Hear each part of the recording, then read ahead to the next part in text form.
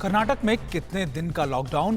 Paint Comins के बाद अब कौन विदेशी क्रिकेट आया मदद के लिए आगे? मिलिए कोरोना को हराने वालों से, देखिए टॉप 9 हारेगा कोरोना।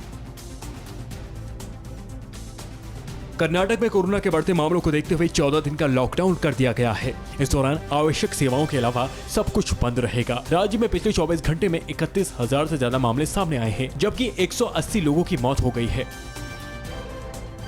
लड़के के पॉजिटिव होने की वजह से अधिकारी शादी रुकवाने पहुंच गए, तो लड़के ने पीपीई किट में शादी की। बुजुर्गों की मिन्नत के आगे भी अफसर झुक गए। रिश्तेदारों ने वीडियो कॉल पर आशीर्वाद दिया। ये अनोखी शादी रतलाम में हुई, जिसमें दूल्हा दुल्हन ने पीपीई किट पहनकर साथ फेरे लिए। दोनों परिवारों के 4 लोग ही इसमें शामिल हुए। असम सरकार ने राज्य में 1 मई तक नाइट कर्फ्यू लगाने का फैसला किया है। ये नाइट कर्फ्यू रात 8 बजे से सुबह 5 बजे तक जारी रहेगा, जबकि असम में कामरूप महानगर जिले में 11 मई तक सभी शैक्षणिक संस्थान बंद रहेंगे। असम सरकार ने पिछले मंगलवार को राज्य में सख्त आदेश जारी किए थे, जिससे सभी दुकानों को शाम 6 बजे तक बंद करने का आदेश दिया था। पैट कमिंग्स के बाद अब ब्रेटली ने भी मदद के लिए हाथ बढ़ाया है। ब्रेटली भी भारत में कोरोना पीड़ितों के लिए मदद देंगे। इससे पहले केकेआर के लिए खेल रहे ऑस्ट्रेलियाई तेज गेंदबाज पैट कमिंग्स ने भारत को ऑक्सीजन सप्लाई के लिए 37 लाख रुपए दान में दिए थे। कमिंग्स ने दान देते हुए ये भी कहा था कि बाकी खिलाड़ी भी इस मुश्किल घड़ी में सामने आए। कोरोना से मौत के आंकड़ों में हेराफेरी के आरोप में सीएम खट्टर ने कहा है कि मरने वाले वापस नहीं आ सकते। खट्टर ने कहा है कि इस मुश्किल समय में लोगों को बीमारी से लड़ने में मदद करनी चाहिए। उन्होंने कहा कि हम जिस तरह की स्थिति में हैं, उनमें आंकड़ों से छेड़छाड़ नहीं कर सकते। सीएम ने राज्य में स्वास्थ्य सुविधाओं की स्थिति की जांच के दौरान ये बात कही। महामारी के भयावह दौर में कुछ लोग लगातार मानवता की सेवा में जुटे हैं। दिल्ली में कई संस्थाएं हर रोज गरीबों के बीच खाना बांट रही हैं। ऐसे ही एक संस्था ने दिल्ली के गोल डाकखाना इलाके में जरूरतमंद लोगों को खाने के पैकेट्स बांटे। रात के टाइम पे डिनर का हम प्रबंध कर रहे हैं, जिसमें 5 रोटी और 2 कड़छी अच्छे तरीके की दाल, पूरा हाइजीनिक फूड यहाँ पे लेके आते हैं।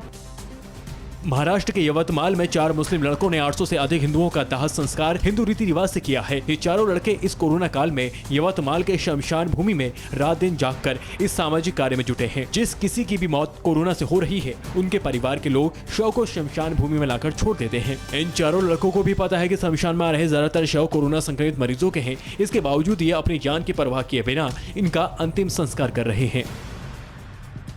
कोरोना के बढ़ते मामलों को देखते हुए जम्मू कश्मीर के पुलवामा में वैक्सीनेशन अभियान तेज कर दिया गया है। इसी वजह से घाटी में अब तक 66,000 से ज्यादा लोगों को वैक्सीन दी जा चुकी है। इसी के साथ सरकारी अधिकारी लोगों को इस बात के लिए लगातार जागरूक कर रहे हैं कि वे वैक्सीन जल्द से जल्द लगवा लें।